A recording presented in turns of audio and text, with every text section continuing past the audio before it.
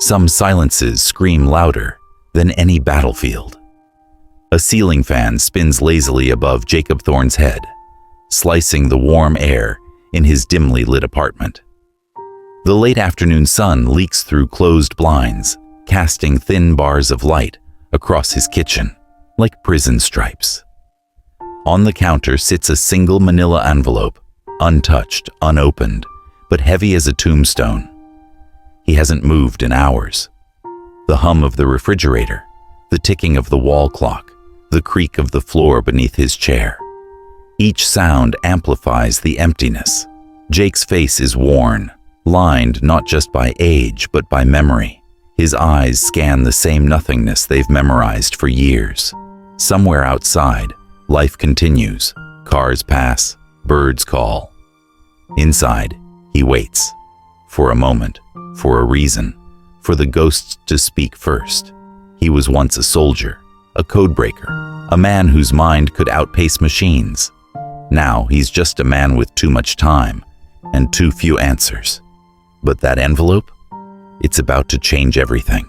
The silence in Jake Thorne's apartment wasn't just an absence of sound. It was a presence. It was a thick, heavy blanket woven from routine and memory, and he wrapped himself in it every day. In his late 40s, Jake moved with the meticulous, deliberate economy of a man trying to make no sudden movements, as if the very air were fragile. His home in a faceless suburban block was a testament to this control. Books were aligned with geometric precision. The kitchen counter was a sterile expanse of stainless steel. There were no knickknacks, no clutter, no chaos. It was the surgically clean sanctuary of a man at war with the disorder in his own soul. His day job was a mirror of his life, a data analyst for a civilian logistics firm. He was a ghost in the machine, a brilliant mind for patterns, tracing the soulless journeys of shipping containers across the globe. He was overqualified and everyone knew it, but no one asked questions. His quiet intensity was a wall they chose not to climb. The work was a kind of penance, a repetitive, meaningless task to occupy the parts of his brain that weren't consumed by the past. The past had a name: Specialist Evan Carter. Every night the past visited him. Sometimes it was a full-blown assault, a flashback of a dusty canyon in Afghanistan, the acrid smell of explosives, the jarring shriek of twisted metal. But mostly, it was quieter. It was the memory of Evan's laugh, the confident grin on the face of a kid from Ohio who could fix anything and believed the best in everyone. It was the memory of Evan's voice over the comms, clear and strong, and then nothing, just static. A dead channel. The official story was that the comms unit, a state-of-the-art piece of hardware from a defense contractor called Omni Defense, had functioned perfectly. The failure, the report concluded, was human. The ambush was overwhelming, and in the chaos, Specialist Carter had made a fatal error. Operator error. The two words were a brand on Jake's conscience. Jake had been the team's cryptographer, the codebreaker, the one who lived and breathed the technology that connected them. He knew the equipment. More importantly, he knew Evan. Evan didn't make mistakes. Not like that. For 2 years, Jake had waged a quiet, frustrating war against the bureaucracy. He wrote letters. He filed appeals. He presented his own analysis, highlighting the statistical improbability of such a failure. He was met with form letter condolences, redacted documents, and the impenetrable silence of officialdom. Today, the final battle in that war was lost. The mail arrived, and with it, a thick manila envelope from the Department of Defense. Jake didn't need to open it to know what it was. He placed it on his sterile kitchen counter, the single piece of chaos in his ordered world. For a long moment, he just stared at it. It was the tombstone of his efforts. With a sigh that seemed to carry the weight of years, he tore it open. Inside was a letter, cold and formal, dismissing his final appeal. The investigation was permanently closed. Beneath it, in a velvet-lined box, was a posthumously awarded medal for Evan and a neatly folded American flag. The gesture felt obscene, a hollow apology designed to purchase his silence. He didn't shout. He didn't break anything. The rage that boiled inside him was a cold, dense star of pressure in his chest. He took the letter, the box, and the flag, and placed them in a drawer with all the others, a museum of his failure. The gap, the chasm between the truth he knew in his bones and the lie the world had accepted, had just become a canyon too wide to ignore. He expected a fair hearing. He got a funeral wreath. That night, sleep offered no escape. The static from the comms filled his dreams. He woke up before dawn, the feeling of helplessness a sour taste in his mouth. He walked to his computer, the hub of his sterile existence. For 2 years, he had played by their rules. He had been respectful. He had been patient. Now, that was over. His fingers, once trained to break the world's most complex military codes, flew across the keyboard. He wasn't just typing. He was picking a lock. He began a methodical, patient, and deeply illegal assault on the outer firewalls of omnidefense. He was rusty, but the instincts were still there. The digital pathways burned into his memory. For hours, he worked, bypassing security layers, exploiting minor protocol flaws, feeling a flicker of the man he used to be. He was close. He could feel it, a sense of exhilaration he hadn't felt in years. Then, the screen went black. A single line of text appeared, stark white against the void. Access denied. Anomaly flagged. Trace initiated. Panic, cold and electric, shot through him. He ripped the power cord from the wall. Too late. A secondary process, a digital ghost, was already burrowing into his system. He watched in horror as his own files began to corrupt and delete themselves before his eyes.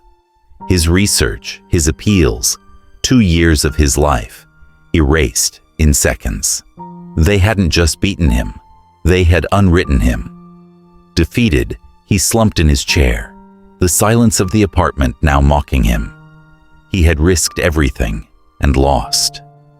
The system wasn't just broken, it was a fortress, and he had just thrown himself against its walls. He was alone, and he had failed. He sat there for what felt like an eternity, the dead screen reflecting his own empty expression. Then, a single pixel flickered in the center. It grew, coalescing into a new line of text, written in a simple, unadorned font. It was calm. It was certain. Evan didn't make mistakes. We know. Do you want the truth? Below the text, a simple, stylized logo bloomed into view, a single white flower. Jake's heart hammered against his ribs. This was impossible. This was a trap. This was everything he should run from. But as he stared at the screen, he saw the faint image of Evan's smiling face reflected in the glass. This was more than a choice between safety and danger. It was a choice between a life of silent ghosts and a war for the truth. His hand, steady now, moved to the keyboard. He typed one word, and in doing so, stepped off the edge of his life and into the unknown. Yes, when the official doors are all slammed in your face. Sometimes the only way forward is through a door no one else can see. Jake Thorne had just knocked, and on the other side, an army of ghosts was waiting. The response from the flower came not as a torrent of information, but as a challenge. It was a single, heavily encrypted data packet, a digital Gordian knot designed to be unbreakable by conventional means. There was no message, no explanation, just the packet and an implicit command: prove yourself. For Jake, it was like coming home. The sterile discipline of his apartment, once a cage, now became his arsenal. He worked for 36 hours straight, fueled by black coffee and the raw, unfamiliar energy of purpose. He wasn't just running algorithms. He was communing with the code, sensing its structure, its personality. The encryption was aggressive, layered, a digital Cerberus guarding a hidden gate. But Jake had spent a decade in a world where men like him were the only keys that could turn such locks. He didn't break the code. He persuaded it to open. The decrypted file materialized on his screen, and his initial rush of triumph cooled into confusion. It wasn't a smoking gun. It wasn't a blueprint or a financial ledger. It was the OmniDefense personnel file of a mid-level systems engineer named David Chen. A quick search revealed Chen had died 4 weeks ago. The official cause of death was suicide. It felt like a dead end. Disappointment gnawed at him. Was this some kind of cruel joke? He was about to shut it down when his training kicked in. Never trust the surface. He went back, not at the file's contents, but at its container, the metadata. And there it was. A single microscopic anomaly. A timestamp on the final security log-off from Chen's workstation was off by 0.7 seconds. A digital stutter that indicated the command had been executed remotely, not from the terminal itself. To anyone else, it was noise. To Jake, it was a scream. He sent his findings back into the void, a single line of analysis. He didn't jump. He was pushed. This time, the reply was a voice. It came through his speakers, filtered and anonymous, calm and gender-neutral. "We know," the voice said. "Welcome, Jacob. We are HOA. You can call me Shepard." HOA. Heroes of America. The name was both audacious and achingly sincere. Shepard explained that they were a small clandestine network of veterans from various branches and specialties: intelligence, special forces, cyber warfare. They were the men and women the system had trained, used, and then forgotten. Now, they used their skills to police that same system, to become the guardians of the honor it had so often discarded. They were ghosts, fighting for ghosts. David Chen was one of ours, Shepard continued, the voice devoid of emotion, yet the weight of the words was immense. He was our inside source at OmniDefense. He was gathering the data you need. They found him before he could transmit the final package. The weight of his own quest suddenly multiplied. It was no longer just about Evan. It was about this stranger, David Chen, and a whole network of people who had put their lives on the line. The risk had just escalated from his own personal safety to a war with casualties. Shepard's instructions were simple and terrifying. Chen's widow, Maria, is being watched. OmniDefense wants to ensure her silence. They think she knows nothing. We think they're wrong. Chen was too smart to not have a contingency. Talk to her, but understand, you will not be one of us. You will be you, a private citizen asking questions. If you are caught, we will not know you. You will be completely alone. The meeting with Maria Chen took place in a drab coffee shop that smelled of burnt coffee and despair. She was a small woman with eyes that held the permanent terror of a hunted animal. When Jake approached, she nearly bolted. He didn't press. He didn't use threats or false promises. He simply sat down and spoke about Evan. He spoke of loyalty, of promises made, of the simple, undeniable truth that good men shouldn't be erased by lies. He was reaching for a common humanity, a shared grief. For a moment, he thought he had failed. She shook her head, whispering that she knew nothing, that they needed to leave her alone. But as he stood up to leave, her hand darted out and pressed something into his palm. It was a crumpled, worn ticket from a public parking garage.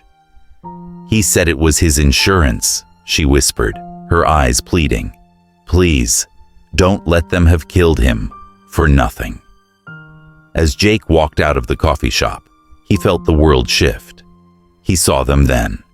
Two men in a nondescript sedan, parked across the street. They weren't trying to hide. They were sending a message. One of them, a man with a face like a tombstone and dead gray eyes, met Jake's gaze. There was no malice in his look, just a flat professional certainty. It was the look of a man who tidies up problems. Jake knew instinctively this was their enforcer. This was Silas. He now held a key, not to a digital lock, but to a physical one. And the men who had murdered David Chen now knew his face. He was no longer a ghost in the machine. He was a target, walking in the open. The quiet, sterile war he had planned from his apartment was over. The real war, the one of blood and consequence, had just begun. Every quest for truth demands a sacrifice. Jake Thorne was about to learn that the first sacrifice is always your own safety. The key in his hand could unlock a conspiracy, or it could unlock his own grave. The parking garage ticket was a key to a world Jake had only read about in spy novels. It wasn't just a claim check. It was a breadcrumb left by a dying man. Following Shepard's intricate instructions, a dizzying sequence of subway rides, bus transfers, and walks through crowded parks, designed to shake any tale, Jake finally arrived at a grimy, multi-level parking structure on the industrial fringe of the city. The air was thick with the smell of oil and neglect. The ticket led him not to a car, but to a long-term storage locker in the damp, echoing basement. As he slid the key into the rusted lock, every sound was amplified. The drip of water, the distant rumble of a train, the frantic beat of his own heart. He was a target now. The face of Silas, the stone-cold enforcer, was burned into his mind. This was no longer a digital chess match. This was a physical act, in a physical place, with lethal consequences. Inside the locker was a single dust-covered footlocker, and inside that, nestled in foam padding, was a sleek, military-grade external hard drive. It felt heavy in his hands, dense with secrets. This was it. This was what David Chen had died for. This was the proof that could vindicate Evan.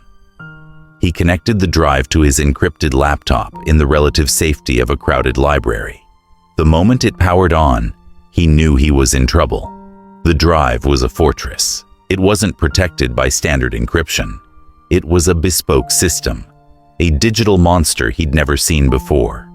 Shepard's voice came over his secure earpiece, strained for the first time. "It's the ARAS protocol," Shepard said. "Omni-Defense's new baby. It's a quantum-based adaptive encryption. It doesn't just block you, it learns from you. Every failed attempt makes it stronger. Our people can't touch it. It would take us years." Ares. Jake did a quick, deep search. The protocol was the brainchild of Omni-Defense's founder and CEO, Marcus Vale. Vale wasn't just a businessman.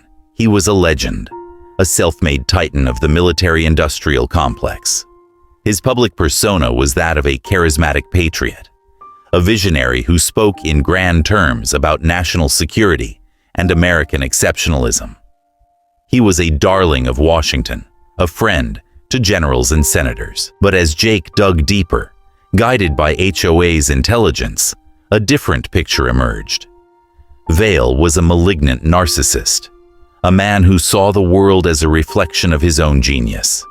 He believed he was infallible, and he had built the ARAS protocol, not just as a security measure, but as an extension of his own ego, a monument to his intellect that he believed no one could conquer. The system wasn't just logical, it was psychological. "You can't break it with brute force," Jake murmured, more to himself than to Shepard. "You have to understand the man who built it. You have to think like him." His new mission became a deep, disturbing dive into the mind of Marcus Vale.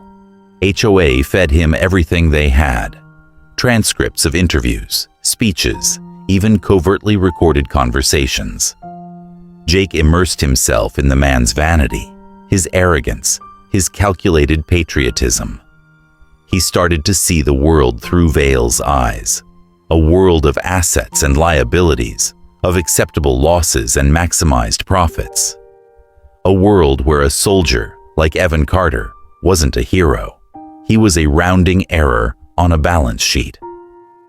As Jake worked, the hunters closed in. Silas and his team weren't digital ghosts. They were flesh and blood predators. They tracked Jake through the city's network of surveillance cameras, using facial recognition software and predictive analytics. They were Omnidefense's private army, operating with impunity, erasing problems with brutal efficiency. The transition from a man of grief to a man of action was jarring. One afternoon, while switching locations, Jake felt the unmistakable prickle of being watched. He saw him, Silas, 2 blocks away, moving with a calm, predatory grace. What followed wasn't a Hollywood car chase, but a tense, suffocating cat-and-mouse game in the canyons of the city. Jake used his old training, the instincts of a soldier in hostile territory, to blend into crowds, to use reflections in windows to watch his back, to disappear into the urban jungle. He escaped, but the message was clear. The fortress walls were closing in. He was losing time. Shepard's team was working desperately to shield their own locations, but Omnidefense's resources were vast. The net was tightening around all of them. The Ares drive on his desk was no longer just a collection of data. It was a ticking bomb. It held the truth. But breaking its code was like trying to disarm it, while the timer counted down. He had to become Marcus Vale. He had to find the flaw in the God's own image of himself. And he had to do it before Silas, the monster at the gate, finally broke down his door. To defeat a monster, do you have to become one? Jake was about to step into the mind of his enemy, a place darker and more twisted than any battlefield he had ever known. But in that darkness, he hoped to find the light of truth. What he didn't know was that some truths are more devastating than any lie. The duel for the soul of the Ares drive was not fought with algorithms alone. It was fought with empathy, a twisted, corrosive empathy for a man without a soul. Jake surrounded himself with Marcus Vale. He listened to recordings of his voice until the man's smooth, self-assured baritone echoed in his own thoughts. He studied photos, noting the subtle tell of a smirk that never quite reached the eyes, the look of a man perpetually amused by the lesser beings around him. Vale's arrogance, Jake realized, was the key. A man who believes himself a god doesn't build a simple fortress. He builds a labyrinth, a testament to his own cleverness. The encryption wasn't a wall, it was a narrative. It was Vale's life story, his philosophy, rendered in quantum code. The password wasn't a word, it was a concept. HOA's network became Jake's library. They unearthed an obscure, out-of-print doctoral thesis Vale had written in his youth, a philosophical treatise on the nature of power. True power, the young Vale had written, is not the ability to compel action, but the ability to define reality. That was the door. The encryption wasn't protecting data. It was enforcing Vale's version of reality. To break it, Jake had to present it with a truth it couldn't rationalize, a paradox it couldn't resolve. While Jake descended into this psychological rabbit hole, the physical world was shrinking. Silas and his team were getting closer. Shepard's voice in Jake's ear grew more strained. They're running sweeps, Jake. High-energy data sniffing. They're not looking for you anymore. They're looking for the drive. They know it's active. The ticking clock was deafening. Jake focused. He thought about Vale, about the corrupt general, and about Evan. What was the connection? What was the ultimate expression of Vale's power? It was the ability to take a hero, a man like Evan, a man like the general, and make them a part of his corrupt reality. He didn't just bribe people. He co-opted their honor. He remembered a conversation with Evan years ago about the general they both admired. "He's old school, Jake," Evan had said. "Believes in God, country, and the chain of command. In that order."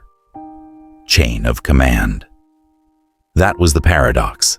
Vale's philosophy was that of the supreme individual, the man above all systems. But to succeed, he had to manipulate men who were defined by their place within a system. He had to use the general's rigid adherence to the chain of command to push through his faulty equipment and his false reports. Vale's power depended on the very systemic loyalty he privately despised. Jake began to construct his key. It wasn't a string of characters, but a complex query, a logical bomb. It was designed to force the ARS system to reconcile two contradictory ideas: Marcus Vale's self-proclaimed supremacy versus his parasitic dependence on the honor of others. As he prepared to launch the query, Shepard's voice was a sharp crackle in his ear. "They've got a lock, not on me, but on one of our relay nodes. They're coming, Jake. You have minutes, if that." The pressure was immense. His screen was a blur of cascading code. The walls of his safe house felt like they were shrinking. He could hear sirens in the distance, real or imagined. He didn't know. He closed his eyes, saw Evan's face, and launched the key. For a terrifying moment, nothing happened. The system seemed to freeze. Then, the screen flooded with red warning signs. The ARS protocol was fighting back, trying to define his query as an attack, an error. It was trying to impose Vale's reality. "It's not working," Jake breathed. "Get out of there, Jake," Shepard commanded. "Now, abort." But Jake saw it, a flicker. Deep inside the maelstrom of code, a single pathway opened. The system, faced with a paradox it couldn't solve, had created a logical schism, a momentary fracture in its own defenses. He poured his focus into that crack, widening it, exploiting it. The red warnings vanished. The screen turned a tranquil blue, and then file after file began to pour onto his desktop, cascading like a waterfall. He had done it. He was in. He opened the first file, his hands shaking. It was a folder labeled Project Nightingale, the code name for the communications contract. He saw the original unmodified test results, showing catastrophic failure rates. He saw internal memos from engineers pleading for a recall. He saw the financial transfers, millions siphoned off into shell corporations. And then he saw the email thread. It was between Marcus Vale and the general. Vale wasn't giving orders. He was offering a choice between reporting a failure that would tarnish the general's prestigious career right before retirement, or signing off on a revised report that would preserve his legacy and ensure a lucrative board position at Omnidefense after he left the service. The final message was from the general himself. It was one sentence. "The official report will reflect Specialist Carter's operational error. See to it."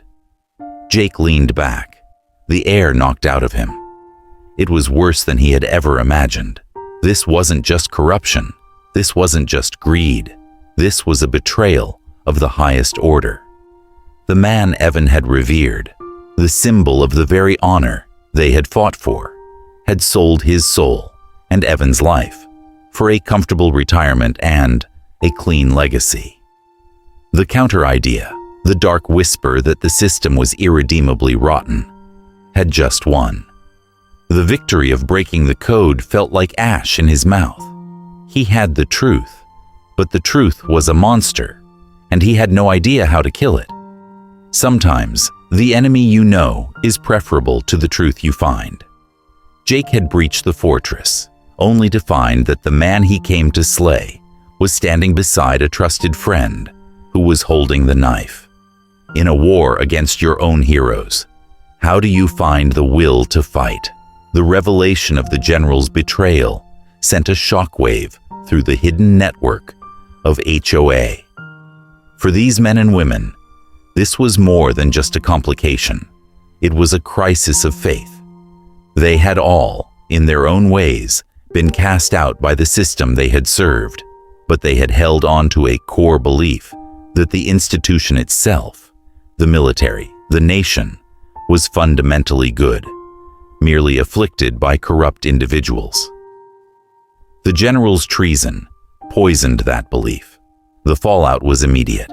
In their secure, encrypted channels, the debate began, and it was fierce.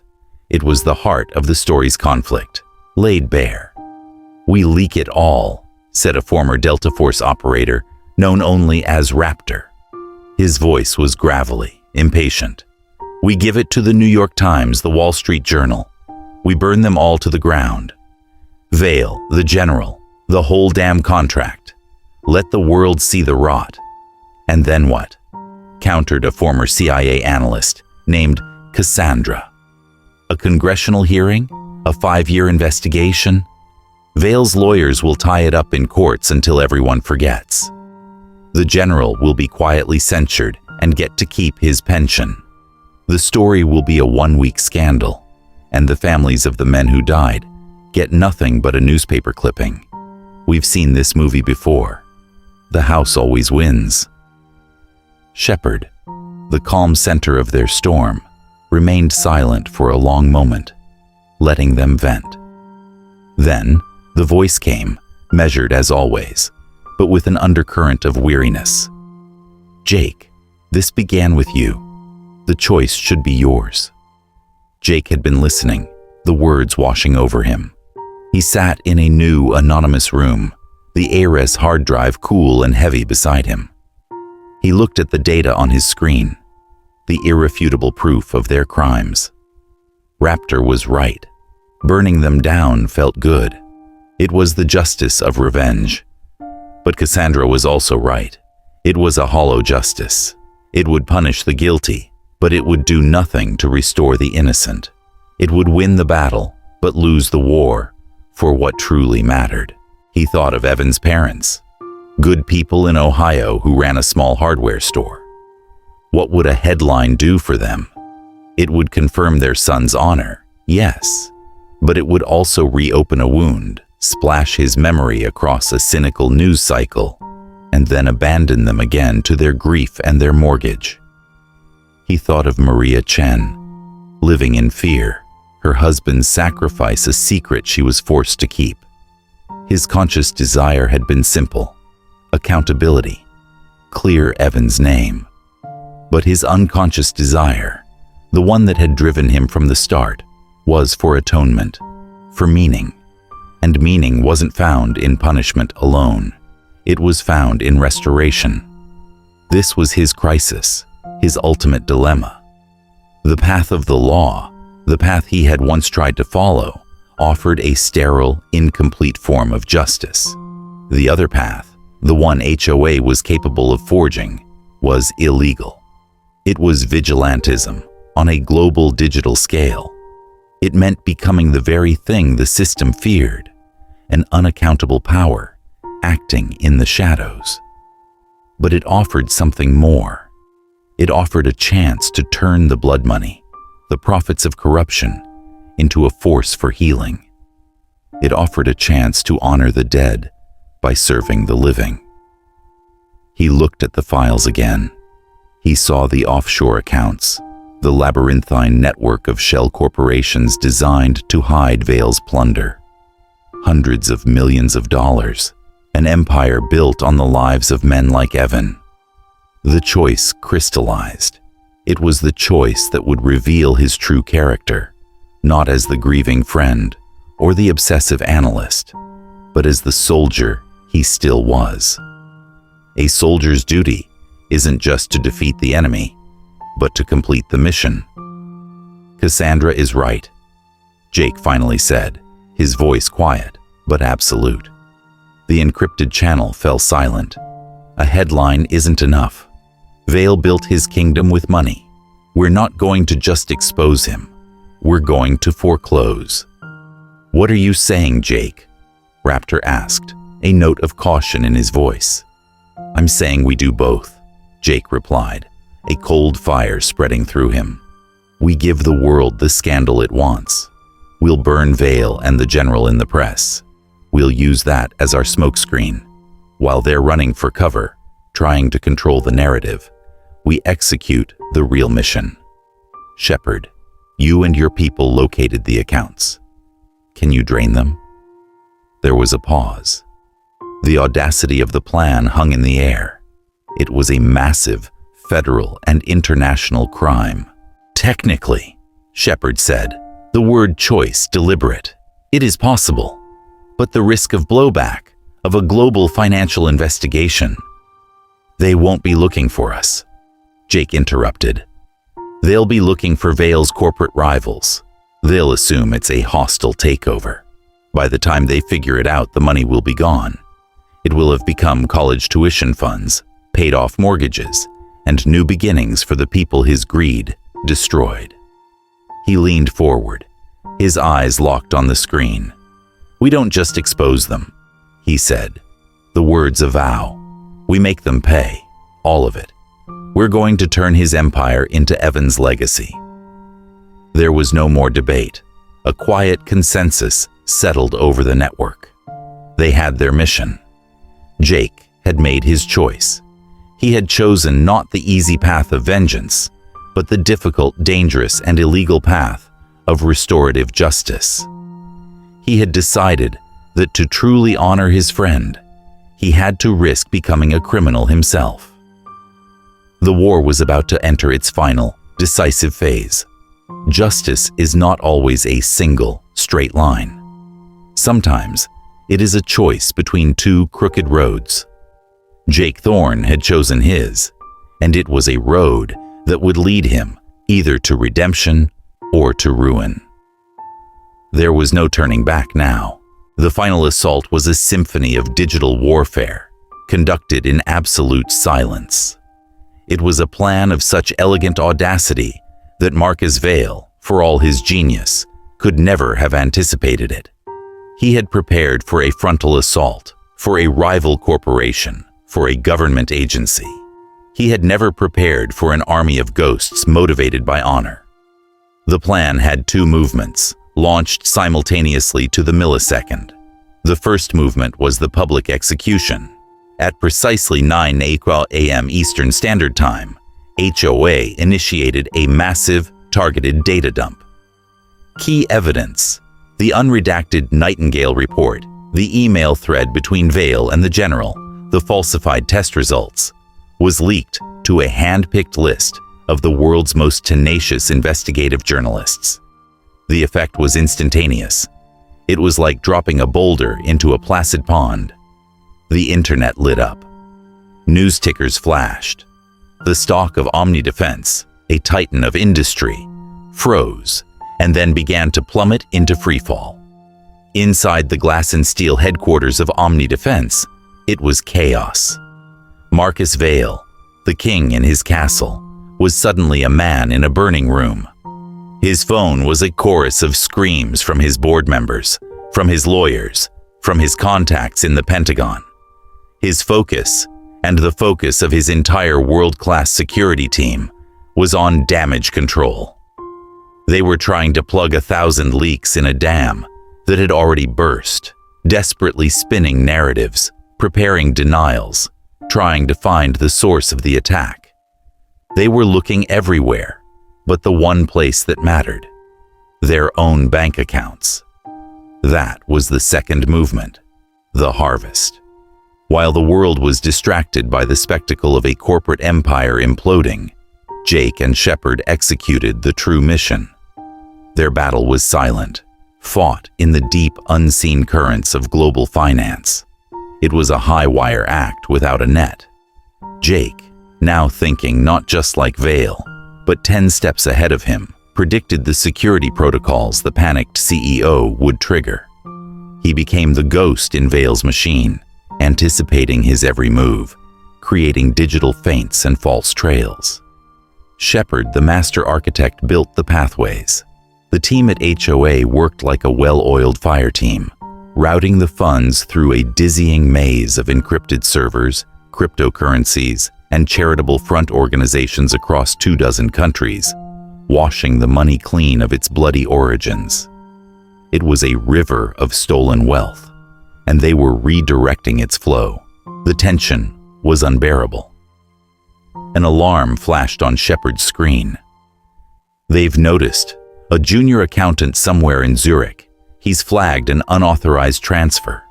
We have 90 seconds before the system locks down everything. Everything." 90 seconds.